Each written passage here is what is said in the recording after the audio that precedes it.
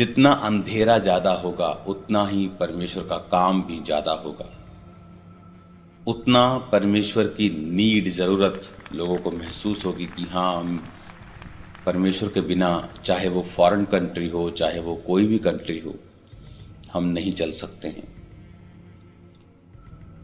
चीजें एक्सट्रीम होंगी, लोग खुल के अपनी कट्टरता को जाहिर करेंगे, फाइनेंशियल हालत पतली होगी फ्यूचर में लोगों की, अमीरी जिनके पास है वो एक्सट्रीम लेवल पे चले जाएंगे, दुनिया को कंट्रोल करने लगेंगे, खाना कुछ ही कंपनियों के कंट्रोल में होगा। ये मैं बात आपको बताता आ रहा हूं और हम चाहे उसका विरोध करें, कुछ भी करें, लेकिन ये होगा और वहीं से कंट्रोल होगा हर एक चीज का। तो आपको आपकी जनरेशन को तैयार करना है आने वाले समय के लिए। जब हमें आने वाले समयों का मालूम होता है, हम उसी रीति से अपनी तैयारी को करते हैं और हमें यह मालूम होता है कि परमेश्वर क्या कर रहा है। क्योंकि चर्च में जब आप किसी जीवित चर्च के साथ जुड़ते हैं, वो सिर्फ आपको वचन की शिक्षा ही नहीं बल्कि प्रोफेटिकली भी आपको बताता है।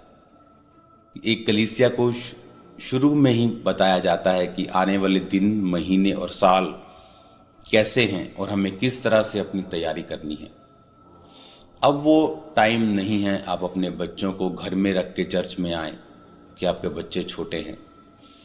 अब वो समय नहीं है आप अपने बुजुर्ग को घर में रख के आए। अब वो टाइम आज आ जाएगा कि आपको फुल फैमिली चर्च में आना होगा, ताकि आप फुल फैमिली ग्रेस में रहें, फुल फैमिली परमेश्वर में नजदीक रहें।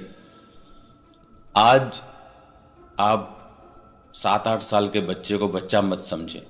इंटरनेट ने पूरी दुनिया को एक्सपोज कर दिया है। जो मैच्योरिटी 15, 16, 17, 18 में लोगों को नहीं आती थी, वो आज 8-10 साल का बच्चा सब समझने लगा है। वो इंटरनेट ने पॉसिबल किया है उन लोगों के लिए।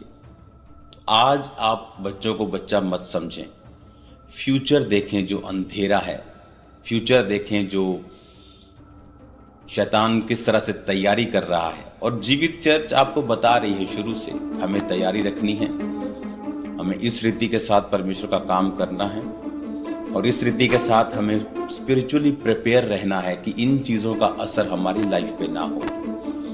उधर से शैतान अपने कामों को करेगा और इधर से परमेश्वर अपने लोगों को ऊंचा करेंगे। समय आ रहा है, सेवकाइयां इतनी ऊंची होंगी, जिस तरह किंगडम होते हैं, परमेश्वर उस तरह से उनको ऊंचा करेगा। क्योंकि अगर शैतान काम कर रहा है तो परमेश्वर भी दुगना, तिगना, 10 गुना, 100 गुना काम अपने लोगों की लाइफ में करेगा। और अधिक मिरेकल्स होंगे, और अधिक जीवित चर्चिस पैदा होंगी, मेगा चर्चिस पैदा होंगी हर जगह, इंडिया में, पंजाब में, दुनिया में। आप ब्राजील की साइड देखोगे, बहुत बड़ी परमेश्वर बेदारी को लेके आएगा, बहुत बड़ी बेदारी। अर्जेंटीना, ब्राजील आप देखोगे, बहुत बड़ी बेदारी हम देखेंगे, सुनेंगे। आने वाले समय में आप वीडियोस देखा करेंगे कि पास्टर्स उठे हैं हीलिंग और डिलीवरेंसेस के साथ। और कोई शक नहीं होना चाहिए कि क्यों लोग बोलते हैं कि हम क्रिश्चियनिटी का विरोध नहीं करते, हम तो ये पास्टर्स का, क्यों नहीं पास्टर्स का वो विरोध करना चाहते हैं?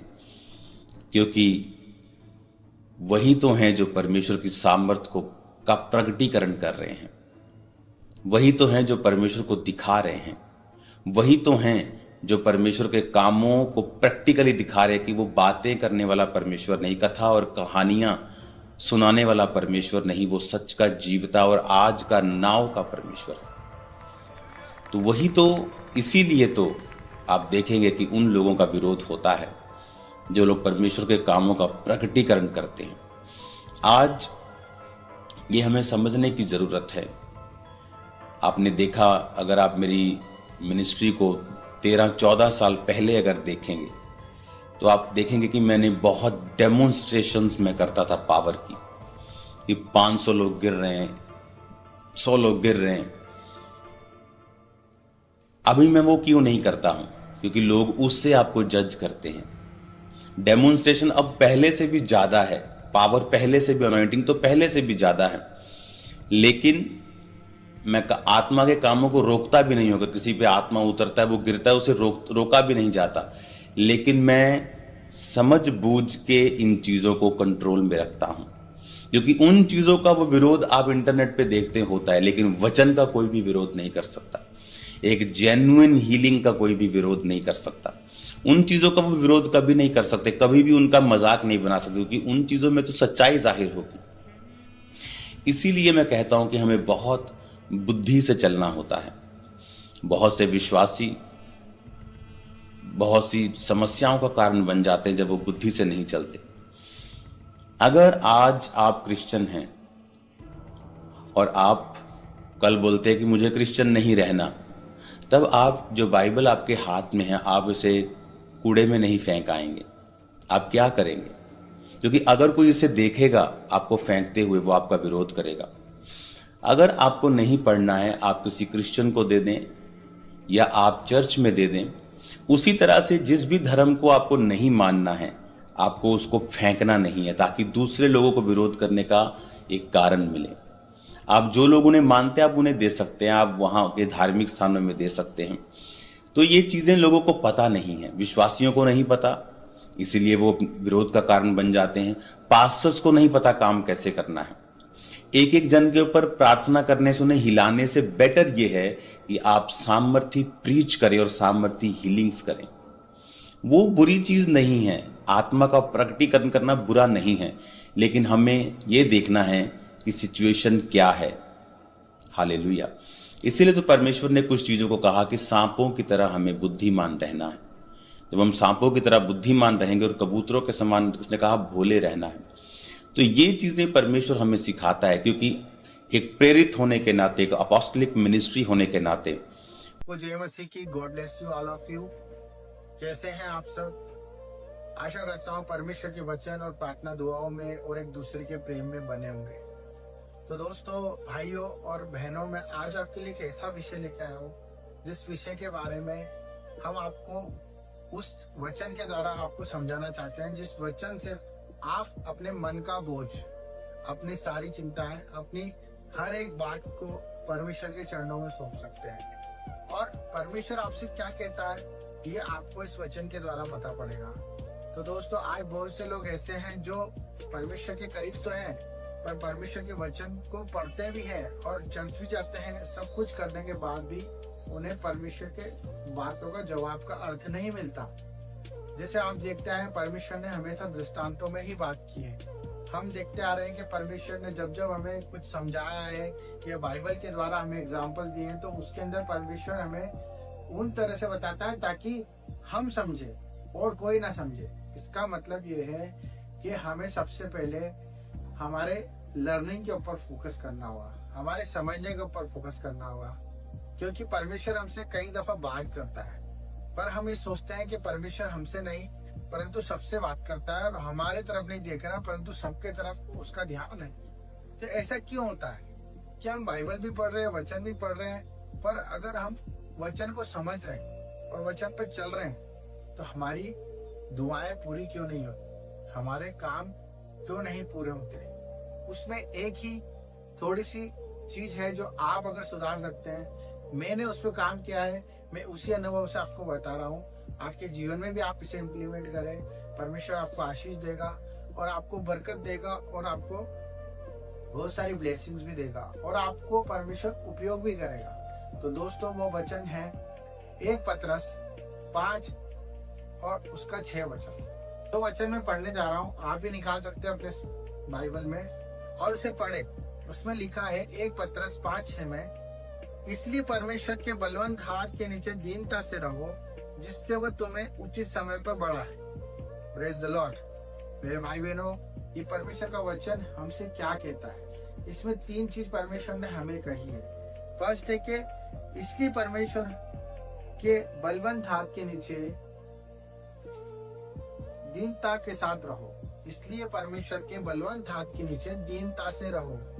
फ्रेंड्स, भाइयों बहनों, दीनता से रहने का मतलब है इसमें 3 चीज आपको परमेश्वर दर्शा रहा है। हम जब भी वचन पढ़ते हैं तो उन वचन में ये जरूर ध्यान देंगे परमेश्वर हमसे क्या बोलना चाह रहा है और हम क्या समझ रहे हैं। उसने कहा है बलवंत हाथ और दीनता, और उसके साथ साथ उसने कहा है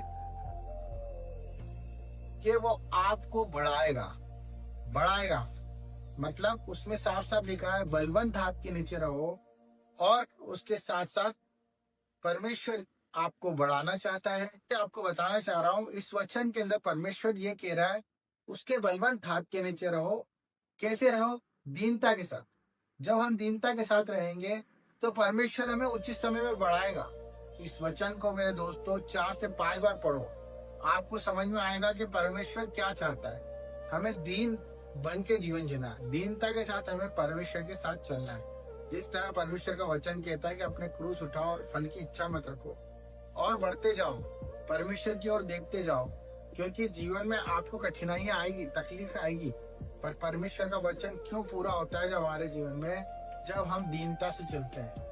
अगर हम दीनता से नहीं चलेंगे मेरे दोस्तों, अगर हमें कोई अहम होगा, कोई मैं होगा, कोई अकड़ होगी, कोई क्रोध होगा, या हम ये सोचेंगे कि ये बड़ा है, ये छोटा है, इसमें प्रेम नहीं है, इसमें प्रेम है, या हर बात का हम व्याख्या करते रहेंगे, हम घमंड से भरे रहेंगे, तो हम कभी भी परमेश्वर के वचन को पूरा होते नहीं देखेंगे। हमें यीशु मसीह के समान, जिसे परमेश्वर का वचन उसके पास आया और वो खुद ही वचन था, उस वचन पर उसने दीनता के साथ कोड़े खाए, दीनता के साथ मार खाई, दीनता के साथ उसने अपनी जिंदगी को दे दिया गया। वो दीनता हमें भी परमेश्वर को देना है। तो परमेश्वर कहता है कि उसके बलवंत हाथ के नीचे हम रहेंगे। हाँ, जब हम दीनता को अपनाएंगे तो परमेश्वर के बलवंत हाथ हम पर बना रहेगा। और बलवंत हाथ नहीं, बलवंत हाथ, वो बलवंत हाथ जिसमें आशीषें है, जिसमें चंगाइयां है, जिसमें छुटकारा है, जिसमें आपके लिए वो हर एक रहस्य, हर एक वो आशीषें रखिए जो आप आज मांग रहे हैं। दीनता और बलवंत हाथ। परमेश्वर क्यों आपसे ऐसा बोल रहा है? क्योंकि हम कहीं ना कहीं क्रूर होते हैं, कहीं ना कहीं हम अपनी समझ का सहारा ले लेते हैं। क्योंकि परमेश्वर का वचन एक ये भी कहता है कि तू अपनी समझ का सहारा लेना, वरना संपूर्ण मन से परमेश्वर की अधीनता में चले। ये सब क्यों कहा गया है? परमेश्वर ने हमें उचित समय पे बढ़ाने के लिए कहा है इस वचन में। अब उचित समय आपको नहीं पता है, परंतु परमेश्वर को पता है।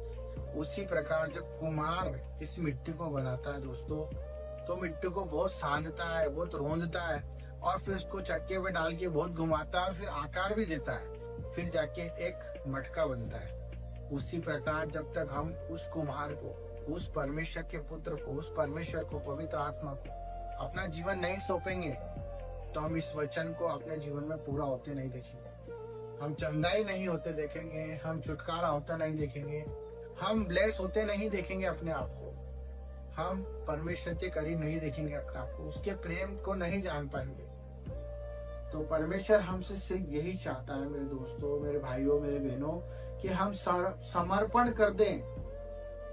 यस, हम अपनी तकलीफों को समर्पण कर दें, अपनी बुराइयों को, अपनी हर एक सोच को, हर एक प्रकार की चिंताओं को जो आज आपके जीवन में बढ़ रही है, जिसका सॉल्यूशन नहीं दिखता है, जिसके लिए आप दिन रात प्रयास कर रहे, कोशिशें कर रहे, करना बंद कर दीजिए।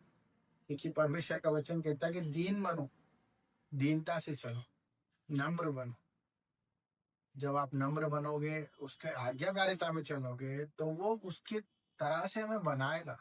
क्योंकि जन्म देने वाला वो है, और उसी ने हमें रचा, उसी ने हमें गढ़ा, और उसी ने हमें मुर्दों में से जीवित किया। तो हम अपने आप में कैसे अधिकार रख सकते हैं? हम कुछ भी नहीं है।